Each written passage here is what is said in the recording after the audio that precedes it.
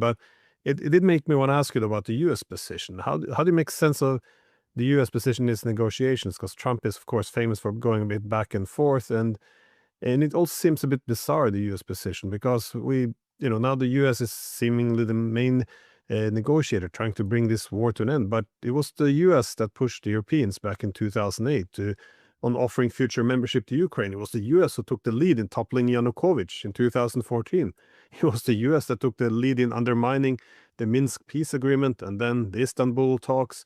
And today it's the U.S. generals doing most of the war planning. Ukraine is full of CIA agents. It's the U.S. intelligence agencies giving the targeting, primarily using American weapons, and this is still a U.S.-led proxy war, irrespective of Trump trying to give it over to Biden. So yet Trump is the mediator here. He might be genuine though that he wants this war to end as he sees a disaster, or he could just be trying to outsource it to the Europeans. But even as he mediates, though, the sanctions on countries like India are being imposed in efforts to cripple the Russian economy, and he either ignores or assists the Europeans in attacks on Russia. So there's even the civilian vessels. So I mean, you are a former U.S.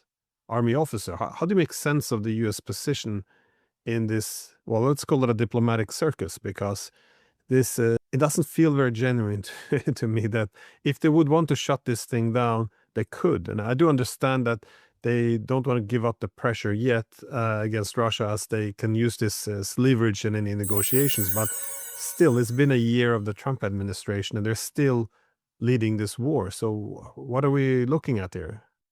For future historians, say in 150 years, 200 years, before they start studying these last 5 years and probably or last, maybe even longer, if you really want to go back to where it starts and the next couple of years where it goes, I would highly suggest binging on Monty Python's Flying Circus.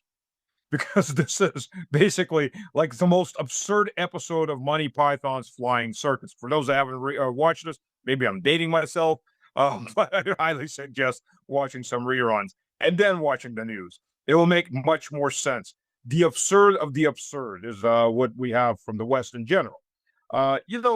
Anybody with half a intellectual node in their head would have figured out that one of the biggest targets of all of this was the European Union to begin with. The destruction of the European Union, the willful self-destruction of the European Union. And that's exactly what we have. The European Union is not going to negotiate.